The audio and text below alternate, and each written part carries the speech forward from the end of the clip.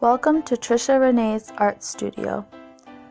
In today's video, I'm focusing on answering a lot of questions I've been asked by people who are interested in starting their own resin projects but don't know where to start. I want my viewers to be inspired and empowered to create amazing and beautiful works of resin art. I will start with the most essential information.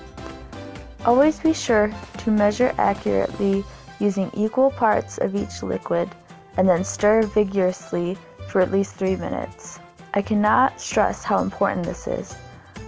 I've made mistakes in these areas before and it just ruins your projects. It's not fun. It can cause your resin to not cure at all, remaining liquidy, or it can be soft and sticky. This was in response to my own questions I had, in which I found the answers on artresin.com.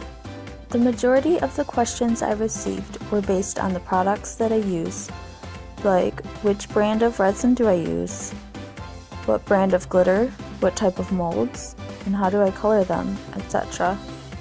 I'll start with my favorite part, the glitter. The brand does not even matter at all. To be honest, I don't even know what brands any of my glitters are. I use a combination of fine grain glitters, big and chunky glitters, shiny confetti, sequins, and even tiny seed beads. That's how I get my work to shimmer like it does. Now for the resin itself. I'm personally not super picky about the brand I use.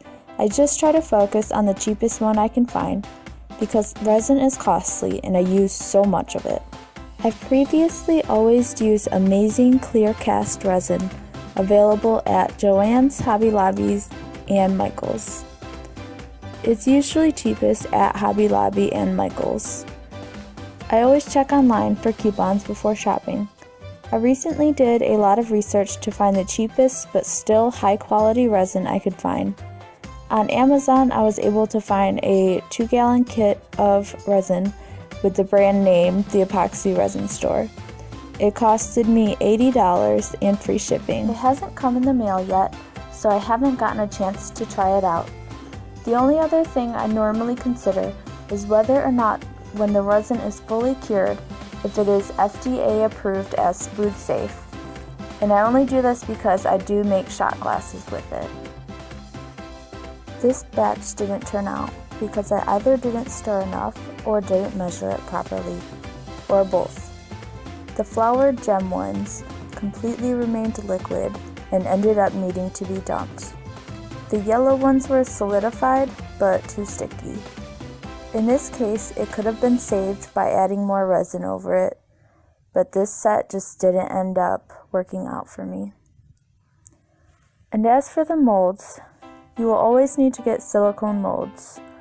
The brand name is of no concern. I get molds from all over. In craft stores, they are often found in the baking and sculpture sections. The bracelet ones I've gotten from Michael's and Hobby Lobby. The Sailor Moon ones I've gotten from Amazon and Wish. I also recently got more Sailor Moon ones from AliExpress, and I'm awaiting their arrival. The shot glass molds I actually found at Walmart in the baking section for around $8. AliExpress is my new favorite place, shopping app, to get molds from. Hobby Lobby has a great selection of molds as well, including the ring sets and cube pyramid set.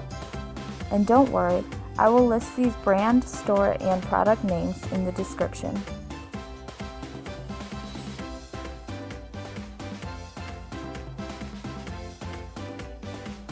As for coloring the resin, for a more transparent color, use alcohol inks.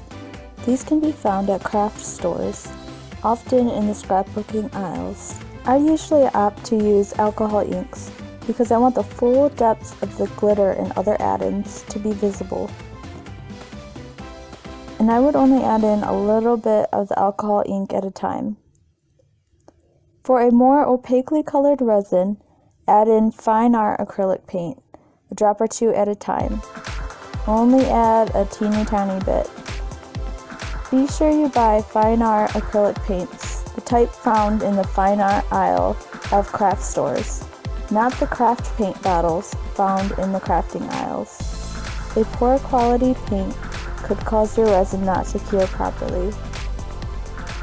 Be sure to mix thoroughly.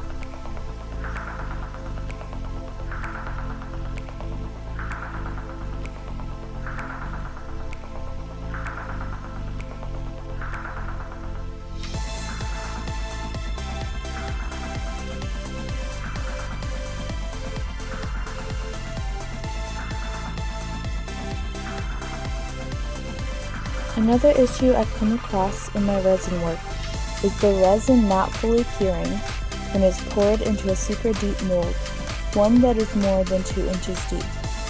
To resolve this issue, I have to fill it up only about an inch or two at a time, and then let it cure for a day, and then pour in the next layer.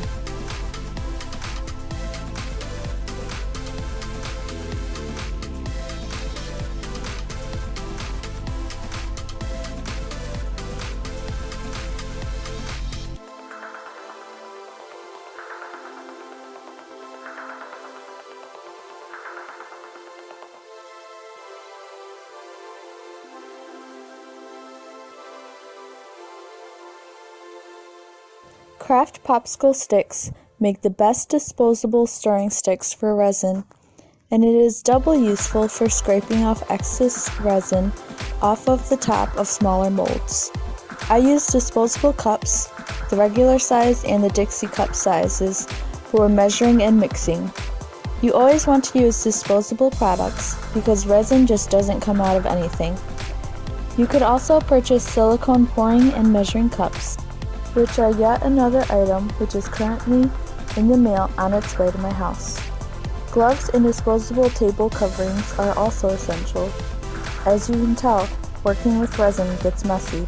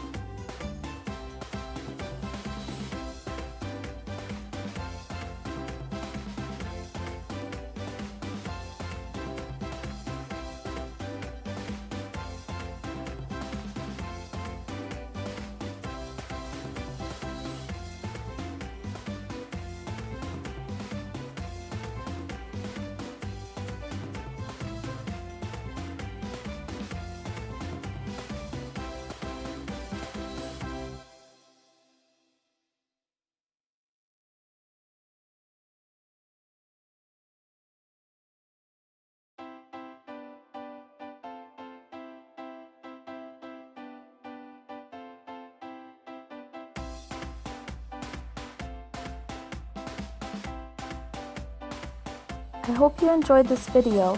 Please like and subscribe for more artsy content.